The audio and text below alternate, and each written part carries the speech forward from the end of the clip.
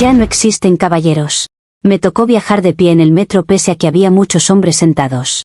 Pero cuando se subió una mujer embarazada, sí le dieron el puesto. ¿Por qué tienen esa doble moral? Yo también soy mujer. Tenía el hilo listo, las fotos recortadas y el dedo a 1 centímetro de publicar el nombre de un enfermero que no tenía ni idea de que estaba a punto de convertirse en el villano del mes. Ya me imaginaba los comentarios, los insultos, la gente diciendo que por fin alguien desenmascaraba a los hipócritas del transporte público. Todo ese poder en un solo clic, todo ese juicio apoyado en una sola escena en el metro. No exageré, estuve literalmente a nada de arruinarle la vida a un hombre agotado por una tarde en la que nadie me dio un asiento. Antes de que me crucifiquen, déjenme contar cómo llegué a convertir una barra de metal del vagón en una cruz personal. Para mí, el metro siempre ha sido como un termómetro moral del mundo. Hay gente que ve números de contagios, noticias políticas o documentales para saber qué tan podrida está la sociedad. Yo solo necesito un vagón lleno en hora pico. Desde ahí decido quién es egoísta, quién es buena persona, quién merece respeto. Esa tarde iba reventada. La jefa había pasado todo el día mirándome como si fuera invisible, mis amigas estaban ocupadas con sus vidas perfectas y mi mamá me había llamado solo para criticarme el tono de voz. Así que cuando bajé al metro, ya iba cargada de esa sensación de que nadie se molestaba en cuidarme ni medio milímetro. Subí al vagón y, por supuesto, estaba casi lleno. Esa presión de cuerpos, de mochilas, de olores, esa barra fría que terminas agarrando como si fuera lo único estable en tu vida. Alcancé a ver, frente a mí, una fila perfecta de hombres sentados. Uno con traje y corbata revisando el móvil como si el mundo fuera un correo sin abrir, otro con ropa de trabajo y las manos negras de grasa, uno más con audífonos enormes que lo desconectaban de todo, mochilas en las piernas, rodillas bien acomodadas, cero intención de moverse. Yo me quedé de pie, apretando el bolso contra el pecho, esperando ese gesto casi mítico del que tanto se hablaba, el caballero que se levanta por la mujer cansada. No pasó. 2 estaciones seguidas, y nada. Yo sentía el dolor en las plantas de los pies, el peso del día en la espalda, el cansancio en los ojos. Cada vez que el vagón se movía y yo tenía que apretar más la barra para no caer, mi cabeza llevaba la cuenta. 5 hombres sentados, ni uno que se dignara a levantar la vista. En mi mente, todos se fusionaron en un solo tipo de persona, el hombre cómodo que nunca ha tenido que pensar en nadie más que en sí mismo. Ni siquiera importaba si alguno estaba cansado también, mi cansancio me parecía más legítimo solo porque era mío. 2 estaciones después, se abrieron las puertas y subió una mujer embarazada. No había forma de no notarla, la panza, la mano en la cintura, la respiración pesada. El vagón, por un segundo, hizo ese silencio raro en el que no se habla pero se siente que todos se miran entre sí. Y entonces, como si el universo necesitara darme una cachetada, uno de los hombres se levantó casi de inmediato para darle su asiento. Otro acomodó su mochila para hacerle más espacio. Ella sonrió tímida, se sentó, agradeció en voz baja. Y yo me quedé ahí de pie, viendo cómo lo que a mí se me negó en 2 estaciones enteras apareció en un segundo para una barriga. Lo que sentí no fue ternura, ni alivio por ella, fue una punzada en el pecho, como si alguien hubiera dicho en voz alta que mi cansancio no valía nada. En cuestión de segundos, mi cabeza ya había escrito un monólogo entero. Para ello solo vale la mujer que lleva panza, las demás somos descartables. El respeto empieza cuando hay bebé de por medio, no cuando hay una mujer normal con el cuerpo hecho polvo. Ese mismo hombre que no había levantado ni la vista cuando subí yo, ahora se movía rápido, solícito, casi heroico. Era como si el vagón entero me estuviera diciendo, tú no eres suficiente razón para que se levanten. Entre todos esos hombres, hubo una imagen que se me quedó pegada como un icono, uno con uniforme de hospital, mochila gastada y mirada perdida en la nada. No tenía la pose del trajeado ni la actitud del tipo con audífonos, parecía estar en otro planeta, con los hombros caídos y los ojos enfocados en nada. Cuando subió la embarazada, él fue uno de los que se levantó sin dudar. Pero cuando subí yo, ni un gesto. Esa diferencia se me clavó. A partir de ese momento, no vi a un posible enfermero cansado, vi al símbolo perfecto del hombre con doble moral. Para mí, Tomás dejó de ser alguien y se convirtió en el tipo del uniforme que no se levanta por mujeres cansadas pero sí por embarazadas. Cuando por fin llegué a mi estación y salí del vagón, ya no era solo una pasajera molesta, era una víctima completamente convencida de que el mundo me debía algo. Todo el viaje de regreso a casa lo pasé rumiando la escena como si hubiera vivido una injusticia histórica. Llegué hirviendo por dentro. Me tiré en la cama con la ropa puesta, aún con el zumbido del metro en la cabeza, y saqué el celular. Lo que había sido una molestia en el vagón se convirtió, en mis manos, en discurso. En el chat con mis amigas, la historia ya había crecido 3 veces. Dije que casi me desmayaba de pie, que el vagón entero me había ignorado aunque se notaba que estaba mal, que los hombres estaban pegados a sus pantallas como zombies. En una nota de voz solté que solo reaccionan cuando ven una barriga, que les encanta hacerse los héroes si hay mujer embarazada para la foto mental de Instagram, pero que el resto del tiempo son piedras. Cada vez que repetía la frase "ya no existen caballeros", me sentía más justificada, más importante, como si estuviera denunciando algo profundo y no solo una tarde de mala suerte y ego herido. No voy a negar que esa sensación de tener la razón engancha. Entre mensaje y mensaje, empecé a pensar que quejarme no bastaba. Sentí que tenía una misión, así de ridículo como suena ahora. No era solo mi cansancio, era el de todas las mujeres que, según yo, eran invisibles y no llevaban un bebé colgando. En mi cabeza empecé a inflar a Tomás hasta volverlo una especie de representante de todos los demás. Me dije que si lo exponía a él, si dejaba su cara flotando por internet con el texto correcto, le mandaría un mensaje a todo el sistema. No iba a atacar a una persona, me repetía, iba a atacar una mentalidad. Eso me sonaba tan grande que me hacía olvidar que, al final, todo se había originado porque nadie me dio un asiento. La idea de exponerlo se convirtió en un hormigueo constante. Me acordaba perfecto de su mochila, del logo del hospital en el uniforme, de la estación donde se bajó. Empecé a imaginar titulares en mi cabeza mientras me lavaba los dientes, mientras cenaba, mientras intentaba dormir. Cosas como "este hombre no cedió su asiento a una mujer agotada" o "héroe solo con embarazadas, invisible para las demás". Me veía a mí misma escribiendo un hilo perfecto, con fotos, vídeos, reflexiones profundas, y a cientos de personas compartiéndolo, agradeciendo que por fin alguien decía la verdad sobre los falsos caballeros. La consecuencia inmediata de esa fantasía se vio al día siguiente, cuando salí del trabajo. En vez de irme directo a casa a descansar, me quedé en el andén opuesto al que suelo usar, calculando la hora en que, la tarde anterior, Tomás se había bajado. Me sentía absurda y poderosa al mismo tiempo, como si fuera una investigadora encubierta y no una mujer con demasiado tiempo libre enfocada en un desconocido. Cada vez que pasaba un tren, miraba las ventanas buscando su uniforme, su mochila, esa cara perdida que ya no veía como cansada, sino como culpable.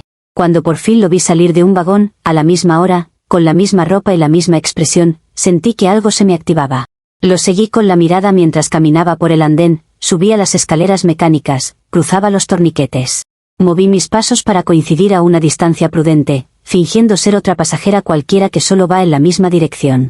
Pero dentro de mi cabeza, la narrativa era otra. Yo estaba observando al enemigo, recolectando datos, construyendo el caso que algún día iba a abrirle los ojos a la gente. Esa noche, cuando llegué a casa, no me sentí ridícula. Me sentí útil. Abrí una nueva carpeta en el móvil, la nombré en silencio tipo del metro y guardé mentalmente el primer dato: ruta, estación, hora aproximada. Me convencí de que estaba haciendo algo importante, una especie de servicio público, cuando en realidad lo único que estaba alimentando era mi necesidad de que el mundo pagara por no haberme dado un asiento en un vagón lleno.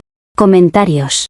Usuario Anónimo 1 dice: lo más fuerte de tu relato es que conviertes una tarde mala y un asiento en el metro en una cruzada moral contra un hombre al que ni conoces. En ningún momento contemplas que quizá esos tipos sentados estuvieran igual o más cansados que tú, solo porque tu cansancio te parece más legítimo. Y a partir de ahí te montas toda una película donde tú eres la mártir y ellos el sistema. Todo porque no te dieron una silla. Respuesta de la OP. Claro, desde su sillita cómoda es muy fácil decir que fue solo un asiento. Ustedes no estaban ahí, no ven la suma de cosas que venían antes de ese viaje. No era solo el vagón, era todo un día de sentirme ignorada y luego ver cómo, mágicamente, si se les mueve el corazón cuando aparece una panza. Obvio que mi cansancio cuenta, también soy persona. Si nunca has sentido esa doble vara, felicidades, algunas sí la vivimos en la cara. Usuario Anónimo 2 dice: te quedas muy tranquila llamando termómetro moral a algo tan aleatorio como un vagón de metro.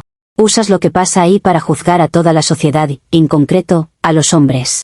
Y encima inflas tanto tu indignación que pasas de estar cansada a espiarle la rutina a un desconocido como si fuera un criminal. No estás haciendo justicia, estás buscando dónde descargar tu frustración. Respuesta de la OP: perdóname, pero el metro es bastante buen resumen de cómo trata la gente a los demás cuando nadie los ve. Ahí sale quien se levanta, quien mira para otro lado, quien se cree con más derechos solo porque llegó antes. Y sí, me dolió tanto que alguien pudiera levantarse por otra y no por mí, que quise entender quién era, de dónde salía, qué tipo de persona era. Llamarlo espiar es la forma fácil de invalidar algo que, para mí, tenía una lógica. Usuario Anónimo 3 dice: Tomás era un tipo con uniforme y cara de agotado y tú lo convertiste en símbolo del enemigo, al punto de bautizar una carpeta en tu móvil con tipo del metro para seguirlo. No te bastó con desahogarte con tus amigas, necesitabas fabricar un villano perfecto para tu narrativa de «Ya no existen caballeros». En lugar de preguntarte por qué te dolió tanto ese gesto, preferiste construir una cruzada contra alguien que, hasta donde sabías, solo venía de trabajar. Respuesta de la OP: obvio que lo convertí en símbolo, porque al final alguien tiene que representar lo que una ve todos los días. No es que me levanté pensando, voy a arruinarle la vida a un enfermero, fue algo que fue creciendo mientras más veía lo mismo, hombres cómodos, mujeres de pie. Si hubiera sido otro el que se quedaba sentado, tal vez el foco habría caído sobre él. A mí lo que me explotó fue la sensación de que, si no haces algo, estas cosas se normalizan. Y sí, quizá no tomé el camino más delicado, pero la rabia que sentía tampoco era inventada. Actualización 1. Los primeros días de mi misión fueron una mezcla rara de morbo, adrenalina y rabia que me daba vergüenza llamar por su nombre. Yo salía del trabajo y, en vez de irme directo a casa como cualquier persona cansada, calculaba la hora, bajaba al andén correcto y me colocaba en un punto desde donde pudiera ver bien las puertas del vagón. Era casi matemático, 2 trenes después del mío, aparecía él. Siempre con el mismo uniforme de hospital, la misma mochila vencida hacia un lado, los hombros un poco encorvados. Para cualquier otro, solo sería otro trabajador más, para mí, era el símbolo de todos esos hombres cómodos que se quedaban sentados mientras yo me sostenía de la barra. La primera vez que lo seguí en serio por las escaleras mecánicas, sentí esa mezcla de nervios y poder que da hacer algo que sabes que no es del todo correcto pero que, al mismo tiempo, te hace sentir importante. Caminaba unos pasos detrás de él, cuidando que no fuera demasiado obvio, mientras mi mente iba redactando titulares. Pensaba en cosas como este hombre no cedió su asiento a una mujer agotada o héroe de nadie, enfermero empático solo con las embarazadas. Me veía ya recortando su silueta sobre una foto del metro, escribiendo abajito la reflexión moral que, según yo, iba a abrirle los ojos a todos. Una tarde, decidí arriesgar un poco más. Cuando él salió del metro y cruzó hacia una cafetería frente al hospital, lo seguí. Se sentó solo, dejó la mochila en el suelo, pidió un café y se quedó mirando el celular con una expresión que, desde mi mesa, interpreté como frialdad absoluta. No vi cansancio, no vi sueño, vi a alguien que, según mi versión, había pasado todo el día en una oficina con aire acondicionado, sentado, cómodo, sin preocuparse por nadie. Saqué el móvil con cuidado, fingí revisar mensajes y grabé unos segundos de vídeo de su espalda, de su perfil, de cómo sostenía la taza. En mi cabeza, ya se estaba montando el clip, él sentado tranquilo, yo de pie en el metro, el texto encima sobre la hipocresía de los hombres. Empecé a tomarle fotos casi por inercia. De espaldas, de lado, entrando al vagón, saliendo del hospital. Siempre cuidando de que no se le viera la cara del todo, como si eso me hiciera menos culpable de lo que estaba haciendo. En las notas del móvil, abrí un documento y empecé a llenar datos como si estuviera armando un caso judicial, línea tal, estación tal, hora aproximada, logo del hospital, entrada que usa, cafetería donde se sienta. Cada dato alimentaba esa sensación de que estaba construyendo algo necesario, un hilo bien armado, una especie de denuncia ejemplar. Nunca lo vi como una persona, era un icono en movimiento que encajaba perfecto en mi discurso de ya no existen caballeros. Si alguien me hubiera visto desde fuera, con el abrigo todavía puesto, escondiéndome detrás de columnas, esperando a que él terminara su café para seguirlo unos metros más, habría pensado que yo era la loca. Pero desde dentro yo me veía como una especie de filtro del karma. Pensaba que por cada mujer ignorada en el metro, por cada cansancio invisibilizado, yo estaba haciendo algo, por mínimo que fuera. Que si lograba que un hombre se viera reflejado en Tomás y se levantara la próxima vez, valdría la pena. Ese pensamiento me anestesiaba cualquier duda sobre lo invasivo que era seguir a un desconocido hasta su lugar de trabajo. Lo más irónico es que, incluso teniendo delante señales evidentes de agotamiento, yo las reinterpretaba para no perder mi narrativa. Cuando lo veía apoyar la frente en la mano, en la cafetería, yo no pensaba en guardias largas ni en pacientes, pensaba que seguro estaba cansado de estar sentado, de su día de oficina, nada que no pudiera compararse al mío. Cuando lo veía arrastrar un poco los pies al subir las escaleras, no pensaba en turnos de madrugada, pensaba que algunos hombres no hacen ni el esfuerzo de caminar con dignidad. Todo lo encajaba como me convenía para no tener que admitir que quizá estaba equivocada desde el principio. Cada noche, al llegar a casa, abría la carpeta del tipo del metro y revisaba el material como si fuera un proyecto importante. Elegía la foto donde el logo del hospital se veía más claro, marcaba el minuto exacto en que se bajaba del vagón, pensaba qué frase pondría arriba, qué hashtag usaría. Sentía ese cosquilleo en el estómago de saber que tenía en las manos la posibilidad de exponerlo. Y mientras más alimentaba esa idea, más fácil se me hacía ignorar que todo esto había empezado por un viaje en el que yo, simplemente, había tenido un mal día y nadie me ofreció un asiento. Comentarios de la actualización 1. Usuario anónimo 1 dice, es impresionante cómo normaliza seguir a un desconocido, grabarlo en cafeterías, recopilar horarios y rutas, solo porque no te dio un asiento en el metro. Lo llamas misión y servicio público, para no decir lo que es, una fijación obsesiva que convierte a una persona cansada en tu chivo expiatorio. No estás denunciando un sistema, estás armando un caso personal contra alguien que ni sabe que existes. Respuesta de la OP, fácil ponerle palabras feas a algo cuando lo miras desde fuera. Yo no lo veía como un desconocido random, lo veía como el ejemplo perfecto de algo que pasa todos los días y que nadie quiere nombrar. Y sí, recopilé datos, pero tampoco lo estaba persiguiendo hasta su casa ni revisando su vida entera. Quería tener claro quién era antes de soltar cualquier cosa. Si iba a señalar algo, al menos quería hacerlo con fundamentos. Usuario anónimo 2 dice, llama la atención cómo reinterpretas todas las señales de agotamiento para que encajen con tu historia. Ves ojeras y las conviertes en comodidad de oficina, ves una frente apoyada en la mano y la traduces como aburrimiento. Haces malabares mentales para no permitirte la posibilidad de que ese hombre estuviera tan o más reventado que tú. Porque si lo aceptaras, se caería tu papel de víctima absoluta. Respuesta de la OP, en ese momento yo iba tan cargada que cualquier gesto lo leía desde mi propia saturación. No soy psicóloga para diagnosticar cansancio real solo mirando una cara a distancia. Lo que yo veía era a alguien sentado, tranquilo, con café en la mano, mientras yo iba arrastrándome de un lado a otro. Que después hayan salido otros datos no significa que lo que sentí entonces fuera falso. Era la lectura que podía hacer con lo que tenía delante. Usuario anónimo 3 dice, te autoengañas diciéndote que si exponías a Tomás ibas a lograr que otros hombres se levantaran, como si destrozar la imagen de uno fuera una campaña educativa. La realidad es que te gustaba sentir que tenías poder sobre alguien, tener un villano listo para ser cancelado. Te daba alivio pensar que podías hacerle pagar a él por lo mal que te hizo sentir un vagón lleno. Eso no es justicia, es revancha disfrazada. Respuesta de la OP, no voy a negar que sentía una especie de alivio al pensar que, por una vez, la balanza se inclinaría de mi lado. Cuando una lleva años viendo las mismas cosas, es normal querer que algo se mueva. Que mezclé mi rabia personal con un discurso más grande. Sí, pero tampoco voy a comprar la idea de que todo era puro sadismo. Había un fondo real de hartazgo que nadie aquí ha tenido que digerir en mis zapatos, y eso también pesa. Actualización 2. La semana siguiente decidí que mirar desde fuera ya no me bastaba. Verlo bajar del metro, seguirlo hasta la cafetería, adivinar su vida por el uniforme y la mochila se me empezó a quedar corto. Sentía que si quería denunciar algo de verdad, tenía que saber más. La idea se me cruzó un día de camino a casa, y si entraba al hospital, como si fuera a visitar a alguien, para confirmar que realmente trabajaba ahí y no era un impostor con uniforme comprado. Sonaba exagerado, pero después de varios días dándole vueltas, la exageración ya era mi zona de confort. Una tarde me planté en la entrada del hospital con una naturalidad que no sentía para nada. Dije en recepción que iba a visitar a un paciente con un nombre inventado, mencioné una sala que había visto en un cartel, fingí revisar mensajes como si estuviera esperando indicaciones. La chica de recepción estaba demasiado cansada como para cuestionar cada detalle, me dejó pasar con una indicación vaga de pasillo y piso. Yo aproveché esa grieta del sistema para hacer lo que había ido a hacer, perderme a propósito por los pasillos hasta encontrarlo. Lo vi salir de una sala con otros compañeros, todos con el mismo uniforme, la misma expresión arrastrada.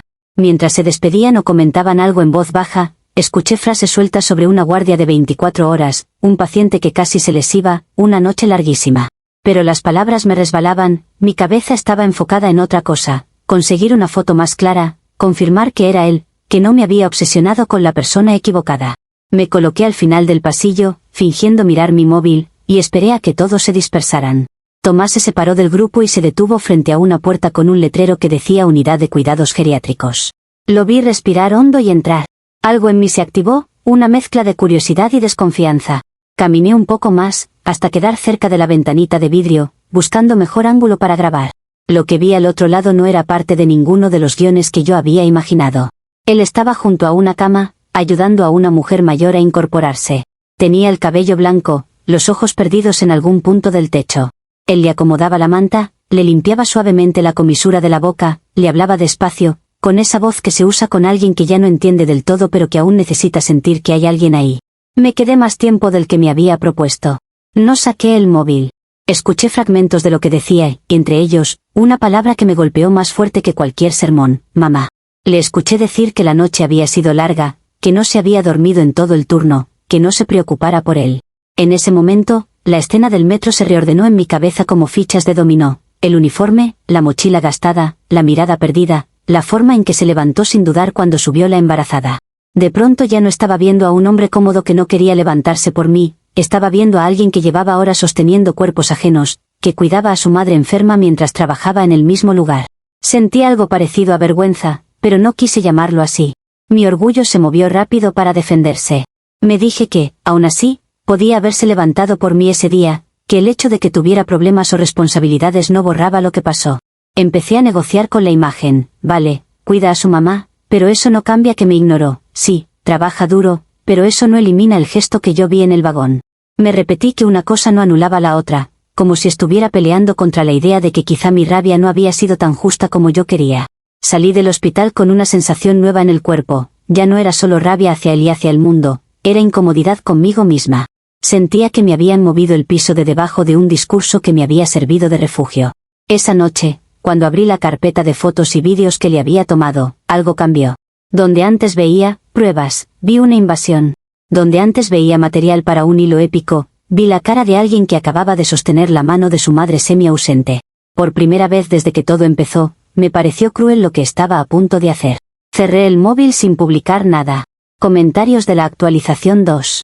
Usuario anónimo 1 dice, te tomó entrar en la unidad de geriatría, ver a un hombre cuidando a su madre enferma, para empezar a cuestionar un poco tu cruzada. Y aún así, tu primera reacción no es aceptar que te equivocaste, sino buscar cómo seguir teniendo razón. Dices que igual podía haberse levantado por ti. Te cuesta horrores soltar la idea de que tu cansancio de una tarde pesa lo mismo que la vida entera de otra persona. Respuesta de la OP, no es tan automático como parece desde aquí. No es que uno vea una escena y de repente hace clic y ya, se convierte en la persona más empática del planeta.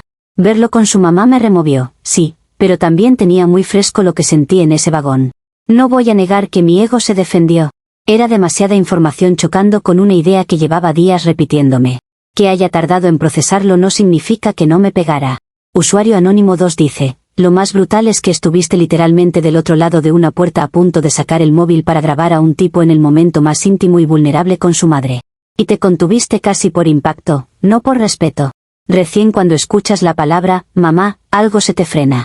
Hasta ese punto habías cruzado todas las líneas posibles por una anécdota de metro. Eso dice mucho de que tan lejos estabas dispuesta a llegar. Respuesta de la OP, sí, llegué demasiado lejos, eso lo veo ahora. Pero ese momento de freno también cuenta. Pude haber grabado, pude haber seguido y no lo hice. Y no fue solo por la palabra mamá, fue por la combinación de todo lo que vi. No me convierte en santa, pero tampoco en un monstruo sin límite. Llegué al borde y, al menos, no di ese paso.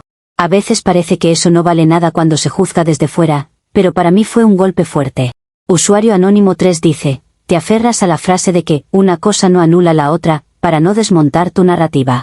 Como si cuidar a su madre y trabajar en un hospital fuera un detalle anecdótico comparado con el crimen de no levantarse por ti en un viaje. Esa resistencia a reconocer que tu lectura inicial era injusta es precisamente lo que te metió en este lío. No es solo orgullo, es necesidad de seguir siendo la protagonista de una injusticia que ya no se sostiene. Respuesta de la OP, obvio que me costó dejar de verme como la protagonista, al final era mi historia, mi cuerpo de pie, mis pies doliendo. Ver que hay más capas no borra lo que sentí, solo lo complica. Yo pasé de verlo como símbolo del enemigo a verlo como alguien con una vida pesada, y eso no es poca cosa para alguien que ya tenía el hilo listo en la cabeza. Que no haya hecho el proceso tan rápido como les gustaría no significa que no haya tenido que tragarme mucho orgullo. Actualización 3. Los días siguientes me sentí como si tuviera dos películas superpuestas dentro de la cabeza. Una era la que ya conocía de memoria, yo en el metro, agotada, ignorada, viendo cómo de pronto se aparecía caballerosidad para una barriga. La otra era nueva, Tomás caminando por el pasillo del hospital, entrando a la unidad de geriatría, llamando mamá a esa mujer perdida en su propia mente. Cada vez que intentaba contar la anécdota del metro a mis amigas, la voz se me trababa en algún punto. Donde antes decía nadie se levantó por mí, empezaba a colarse el recuerdo de que uno sí se levantó por alguien que lo necesitaba más. Y, aunque no quería admitirlo, eso cambiaba cosas. Intenté, al principio, minimizar lo que había visto en el hospital.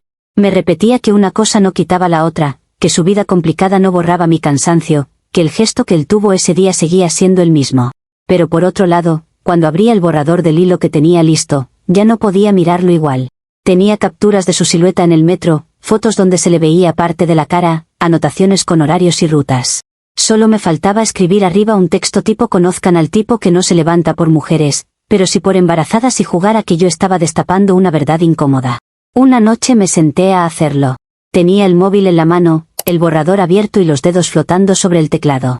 Empecé a redactar la introducción, esa frase dramática que engancha a la gente, y de pronto me vino la escena de geriatría como un flashazo.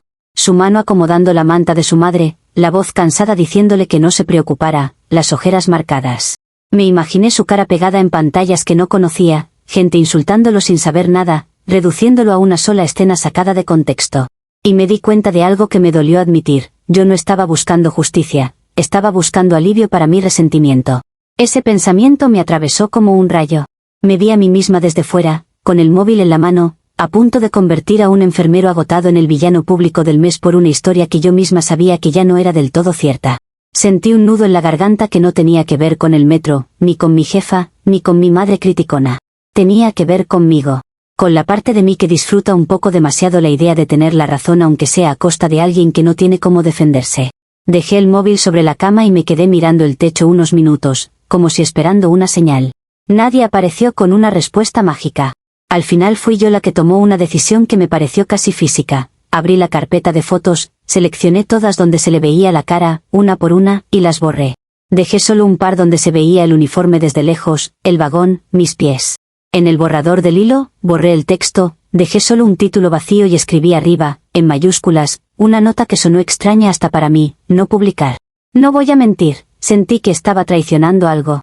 Como si estuviera fallándole a ese personaje que me había construido de mujer que no se deja, de justiciera indignada que señala las cosas que nadie se atreve a decir. Parte de mí quería el aplauso barato, los comentarios agradeciendo la denuncia. Otra parte, por primera vez, entendió que no todo lo que duele merece convertirse en linchamiento. Que hay molestias que se quedan en anécdota y ya, por mucho que te pique el orgullo. Apagué el móvil, por primera vez desde que todo empezó, me dormí sin repasar titulares en la cabeza. Comentarios de la actualización 3. Usuario anónimo 1 dice, te tomó llegar hasta el borde mismo de publicar un hilo que podría haber destruido a alguien para darte cuenta de que no estabas buscando justicia, sino alivio. Y aún así, cuentas la decisión de no publicarlo como si fuera un gesto heroico cuando en realidad es solo no cruzar una línea que no deberías haber pisado nunca. Es el mínimo, no una medalla.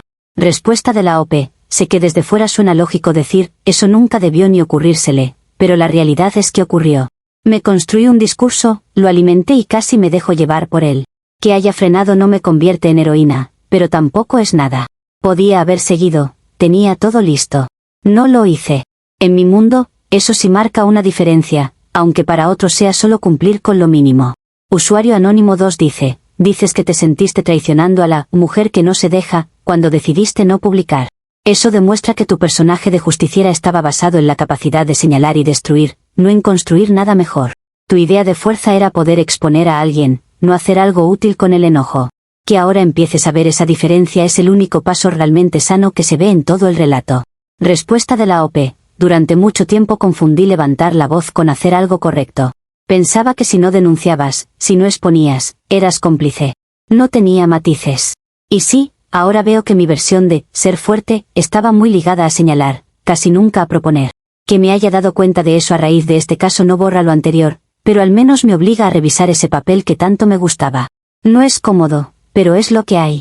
Usuario anónimo 3 dice, te das cuenta de que estuviste a un clic de convertir a un enfermero agotado en meme nacional y aún así el foco de cómo lo cuentas sigue siendo como te sentías tú, tu nudo, tu orgullo, tu personaje. Apenas mencionas el daño concreto que le habrías hecho a él. Incluso tu arrepentimiento gira más en torno a la imagen que ibas a proyectar que a las consecuencias reales para la otra persona. Respuesta de la OP, no sé qué esperan, que de repente borre de mi relato todo lo que yo sentí y lo convierta en una biografía de Tomás. Obvio que cuento desde mí, es la única posición que conozco. Eso no significa que no haya pensado en lo que le habría pasado a él, de hecho, fue justamente imaginar su cara circulando sin contexto lo que me paró. Pero no voy a fingir que de un día para otro dejé de ser la protagonista de mi propia historia. Estoy aprendiendo a compartir el foco, no a desaparecer de él. Actualización 4. El golpe más raro llegó un par de semanas después, en un escenario que ya conocía demasiado bien, el metro. Esa tarde el vagón no iba tan lleno como la vez de la gran injusticia. Había asientos libres, gente dispersa, ruido moderado. Yo subí casi en piloto automático, con la mente en otra cosa, hasta que lo vi. Tomás entró por la puerta contraria, con el mismo uniforme, la misma mochila, pero algo más relajado en los hombros. Hubo un segundo en el que nuestras miradas se cruzaron y sentí que la boca se me secaba. No sé si realmente me reconoció o si fue una proyección mía, pero me dio la impresión de que sí, de que su cerebro hizo conexión y recordó a la chica que aquella vez iba de pie, apretando el bolso, con la cara dura. Todo lo que había pasado después se me acumuló en el pecho: el seguimiento, la cafetería, el hospital, la madre, el hilo no publicado.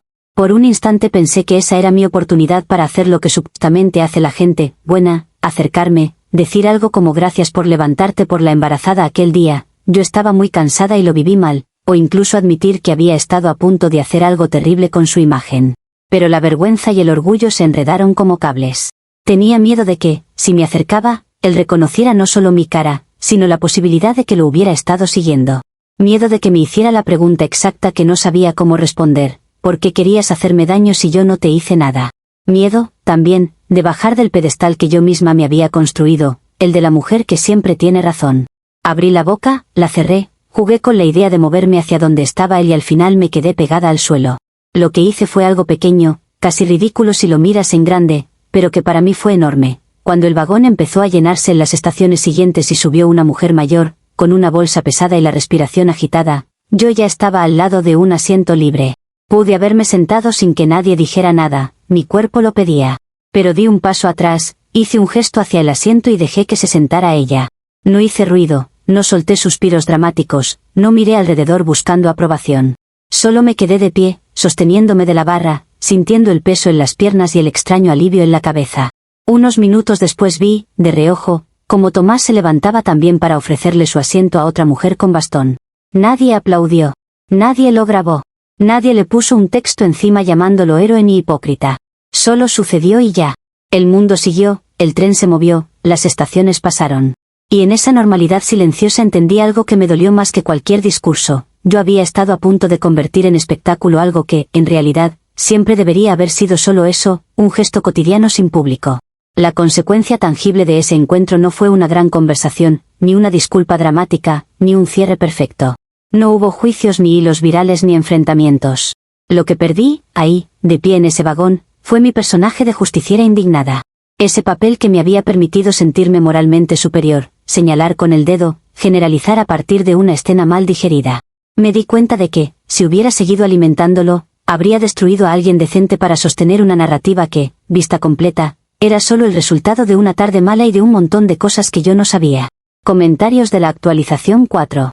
Usuario anónimo 1 dice: tu gran gesto de redención es ceder un asiento en silencio y no acercarte a la persona a la que casi linchas en internet.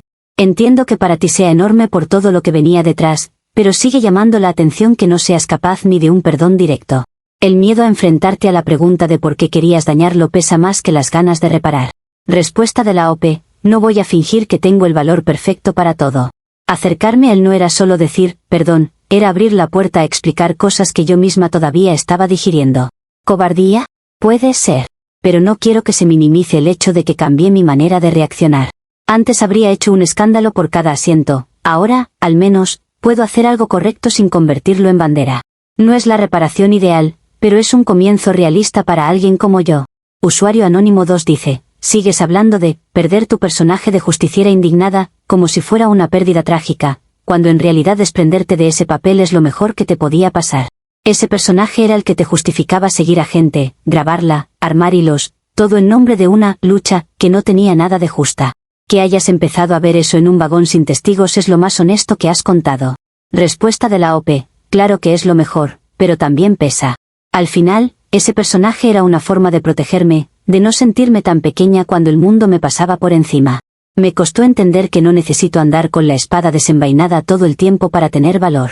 Que pueda decir esto ahora no significa que no extrañe lo fácil que era sentirme siempre la que tenía la razón. Hay un duelo ahí, aunque suene ridículo. Usuario anónimo 3 dice: te diste cuenta de que estabas a punto de convertir en espectáculo algo que debería ser cotidiano y silencioso, como ceder un asiento. Pero la pregunta es si vas a sostener ese aprendizaje cuando el siguiente desconocido haga algo que te moleste. Porque el peligro no es solo el hilo que no publicaste, es la tendencia a buscar villanos rápidos cada vez que el mundo no gira en torno a ti. Respuesta de la OP: no tengo una garantía firmada de que nunca más me voy a equivocar con nadie, ojalá fuera así de simple. Lo que sí sé es que, desde esto, no puedo volver a mirar a alguien y reducirlo a una escena sin preguntarme qué no estoy viendo. Antes ni siquiera existía esa pregunta en mi cabeza, ahora al menos me estorba cuando quiero irme directo a la indignación. Y eso, aunque parezca poco, me cambia el camino cada vez que algo me pincha el orgullo. Actualización 5. Con el tiempo, mi vida no se convirtió en una campaña pública de disculpas ni en un manifiesto viral de autocrítica. La redención, si se le puede llamar así, no se parece en nada a lo que yo imaginaba cuando soñaba con cambiar el mundo a golpe de hilos indignados. No hubo discursos, no hubo hashtags con mi nombre, nadie me escribió diciendo que gracias a mí ahora entendía algo nuevo. Lo que hubo fueron gestos mínimos que, para cualquiera, serían casi invisibles. Empecé a ceder el asiento incluso cuando nadie me miraba, no solo cuando había una embarazada que volviera evidente la razón. Si veía a alguien mayor tambaleándose o a alguien con cara de haber tenido un día peor que el mío, me levantaba. A veces me dolían los pies, a veces estaba igual de reventada, pero ya no necesitaba que el universo me aplaudiera por eso. También empecé a hacer cosas pequeñas que antes me habrían parecido ridículas, como cargar la maleta de una señora en las escaleras o comprar cada mes un par de tarjetas de transporte, recargarlas y dejarlas olvidadas en algún asiento para que las encontrara quien no pudiera pagarlas. Nadie sabía que era yo, y esa era precisamente la idea. No hablé de Tomás con nadie. No conté la historia del hospital, ni me colgué medallas por haber decidido no exponerlo. Él se convirtió en una especie de brújula interna silenciosa. Cada vez que mi rabia se activaba por algo y mi mente buscaba un villano fácil, aparecía el recuerdo de sus manos acomodando la manta de su madre. Esa imagen funcionaba como freno. Me recordaba lo cerca que estuve de convertir a un hombre agotado en chivo expiatorio de mis propias frustraciones. No necesitaba repetirlo en voz alta, bastaba con que me molestara a mí lo suficiente como para no volver a cruzar ese límite tan fácil. Sigo sin perdonarme del todo, y esta es la parte que no va a sonar bonita. Sé que, si no hubiera entrado al hospital ese día, si no hubiera escuchado la palabra mamá al otro lado de la puerta, probablemente hoy existiría un hilo viral con su cara circulando por ahí, con comentarios destructivos de gente que jamás lo vio sostener una mano temblorosa. Esa posibilidad me acompaña como una sombra silenciosa. Podría usarla para torturarme, para decirme todos los días lo cerca que estuve de ser mucho peor de lo que ya fui. Pero he elegido verla como recordatorio, no como látigo constante. La última vez que lo vi fue de lejos, en el andén contrario. Yo esperaba el tren, apoyada en una columna. Cuando lo reconocí, estaba recargado en otra, con la mochila al lado. A su costado había una mujer mayor, que podía ser su madre o no. Él sostenía su bolsa de compras y le hablaba con paciencia, haciendo algún comentario que la hacía sonreír. Hubo un momento en que pensé en alzar la mano, en hacer algún gesto, en acercarme cuando el tren pasara. No lo hice. No porque no quisiera, sino porque entendí que no era necesario para lo que yo tenía que arreglar conmigo misma. Él ya estaba haciendo su vida, yo tenía que encargarse de la mía. Hoy mi justicia no consiste en señalar culpables, sino en intentar, en lo que pueda, no convertirme en uno de ellos. Es una justicia sin aplausos, sin público y sin narrativa épica. A veces la cumplo, a veces no llego. Hay días en que el metro vuelve a ser un termómetro de mi mal humor y tengo que morderme la lengua para no inventar historias sobre la gente sentada. Pero cada vez que siento que la indignación me sube a la cabeza, me acuerdo de Tomás, de la puerta de geriatría, de la carpeta tipo del metro que ya no existe en mi teléfono. Y aunque nadie me lo haya pedido, sigo intentando que mi rabia no vuelva a tener en el punto de mira a alguien que solo estaba demasiado cansado para ser perfecto a mis ojos. Comentarios de la actualización 5. Usuario anónimo 1 dice, es curioso, no hiciste el hilo, no hablaste con él, no hiciste una confesión pública. Lo que cambiaste fueron gestos pequeños y una forma de mirar menos agresiva. Para algunos eso se quedará corto, pero la verdad es que es ahí donde se ve si el aprendizaje fue real. Dejar de usar a desconocidos para canalizar tu frustración es 1000 veces más valioso que cualquier post dramático de arrepentimiento. Respuesta de la OP. Probablemente un vídeo llorando, contando todo, habría quedado más bonito para algunos. Pero yo no quería convertir también mi mea culpa en espectáculo. Bastante tuve ya con imaginar la cara de otra persona rotando por ahí. Prefiero que el cambio se note solo en cómo me comporto, no en cómo lo anuncio. No es glamuroso, pero al menos es algo que puedo sostener sin sentir que busco otra vez la validación del público. Usuario anónimo 2 dice, reconocer que hoy podría existir un hilo viral destruyendo a Tomás si no hubieras entrado al hospital es duro, pero necesario. Aceptas que no eres mejor que la gente que cancelas por impulsos, solo tuviste la suerte de tener un freno a tiempo. Mantener esa sombra como recordatorio, sin dejar que te hunda, es probablemente lo más adulto que has contado en toda la historia. Respuesta de la OP. No me gusta romantizar la palabra suerte, porque también hubo decisiones ahí, aunque fueran torcidas. Pero sí, fui una mezcla de impulso y freno, de rabia y límites que llegaron tarde pero llegaron. No me interesa presentarme como la convertida perfecta, sigo siendo alguien con muchas contradicciones. Solo que ahora, cuando siento la tentación de usar a alguien como pantalla para mis frustraciones, tengo demasiado presente lo que estuvo a punto de pasar y eso me obliga a pensármelo 2 veces. Usuario Anónimo 3 dice, dijiste al principio que el metro era tu termómetro moral del mundo, ahora suena más bien a espejo. Lo que viste ahí te sirvió para medir más tus propias reacciones que la supuesta decadencia de la sociedad. Mientras sigas usando ese espejo para corregirte a ti y no para juzgar al resto, algo bueno salió de todo este lío, aunque haya empezado por un asiento. Respuesta de la OP, nunca lo había pensado así, pero sí, ahora el metro se parece más a un espejo que a un tribunal. Sigo viendo cosas que me molestan, no voy a mentir, pero ya no me siento con el derecho automático de convertir cada gesto ajeno en evidencia de que el mundo está mal. Si algo cambió, es que por fin entendí que a veces la que está descolocada soy yo. Y aunque eso duela aceptarlo, es bastante más útil que seguir coleccionando villanos imaginarios para sentirme mejor.